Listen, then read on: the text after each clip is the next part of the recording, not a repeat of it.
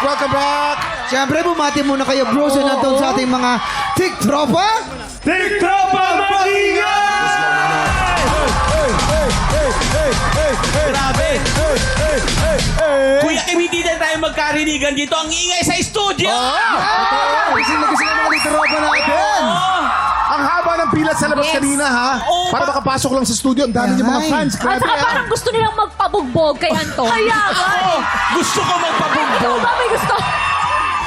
Tsaka Pero Bruce, grabe pala yung naging training nyo para sa role dito. Anong mga kaganapan, paano mga training ang ginawa mo dito? Puro training talaga. Obvious naman na pag wala kaming taping, puro kami boxing training. Magkakasabay kami ni Anton.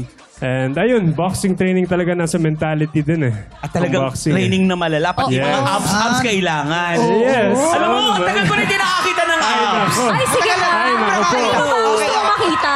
Ayan, Paano si ka Allen eh. Ay, si Allen! Allen, sumabay ka na. Allen, sumabay ka na. Bibilang kami tatlo, ha? Tatlo kayo. Okay. Okay. Allen, oh. Hindi, sabay-sabay. Kasama ka, Kuya Jesus. Huwag na to. Huwag ka Huwag ka na please magdamay. po. Kasama ka na. Abangan nyo na lang mamaya. Ayun. Yes. Abangan nyo na lang mamaya. Ah, may pa. Marami kaming pa. So doon sa kamao, talagang whether they like it or not, talagang kitang abs yun lang. Yes. At saka Kuya Tama. Kim, ang ganda ng chemistry nilang dalawa kasi marami na kayo napagsama ng mga eksena, di ba? Opo. Sa mga Batang batang Riles, Riles pa, diba? yes. Kaya ang ganda ng tandem nyo eh. Ano ba yung mga abangan namin dito? Besides sa action, yung kamao na to, it has a heart in it. May Ah. pagmamahal So, sa pamilya. mapapaiyak kami So, dito. si Makmak na to, he's very loving child.